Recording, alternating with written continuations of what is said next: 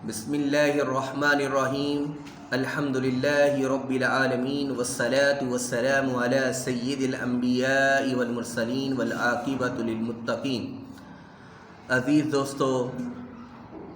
اب ایک نئے کلپ کے ساتھ آپ کی خدمت میں ایک بار پھر حاضر ہیں۔ آج کا ہمارا کلپ ہے غزوہ احد کے بارے میں۔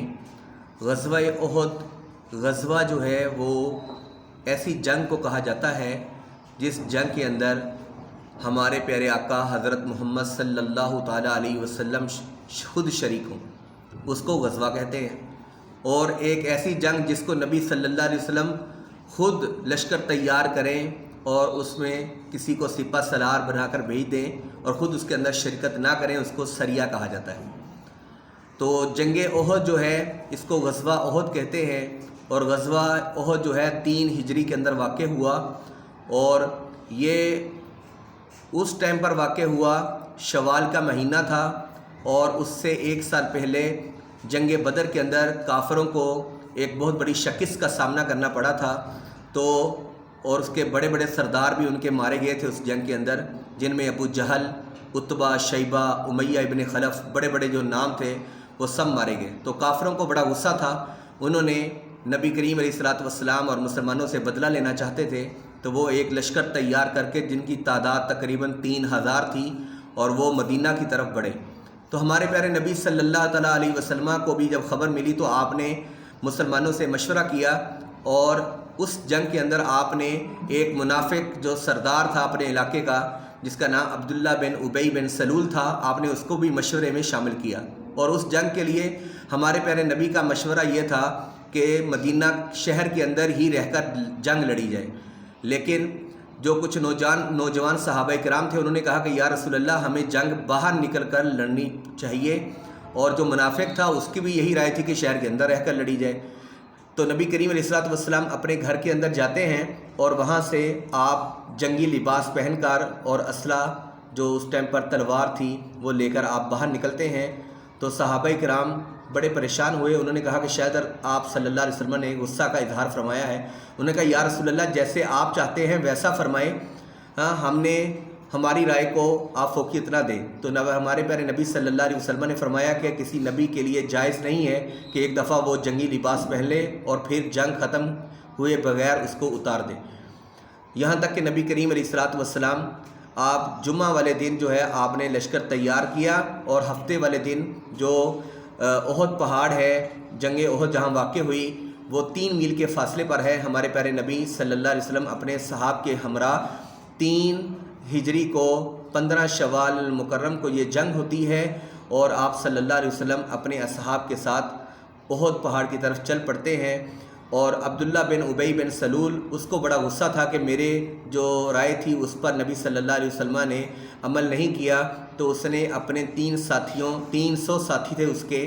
اور مسلمانوں کی تعداد 1000 تھی، تو وہ 300 ساتھیوں کو لے کر واپس فرار ہو گیا کہ ہم نے جنگ نہیں لڑنی، کیونکہ ہماری رائے کو نہیں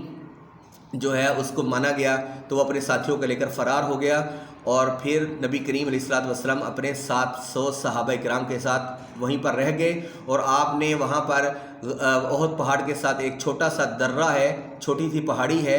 جہاں پر آپ صلی اللہ علیہ وسلم نے 50 تیر اندازوں، جن میں حضرت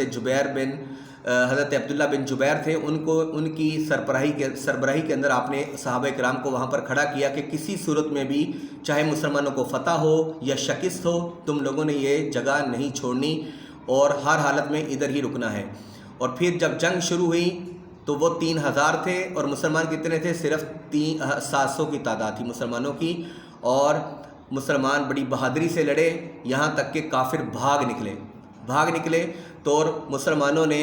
دیکھا کہ مسلمانوں کو فتح ہو گئی ہے، تو انہوں نے مال غنیمت اکٹھا کرنا شروع کر دیا، اور جو 50 تیر انداز جو نبی صلی اللہ علیہ وسلم نے ایک پہاڑی پر کھڑے کیے تھے، وہ بھی سمجھے کہ شاید کافر فرار ہو چکے ہیں، اور اب ہمیں بھی مال اکٹھا کرنا چاہیے جو کافر چھوڑ کر بھاگ گئے ہیں، جو مال غنیمت تھا۔ تو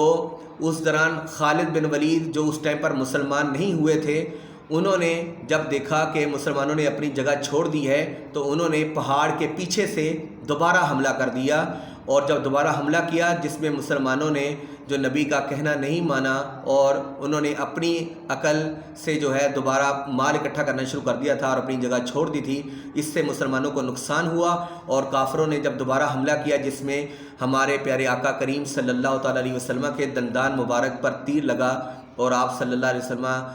کے دندان سے خون نکلنے لگا، یہاں تک کہ یہ خبر بھی افواہ پھیلی کافروں کی طرف سے کہ نعوذ باللہ محمد صلی اللہ تعالیٰ علیہ وسلم قتل ہو گئے ہیں۔ تو کئی مسلمان جو صحابہ تھے وہ جو ہے اپنی طاقت جو ہے وہ کھو بیٹھے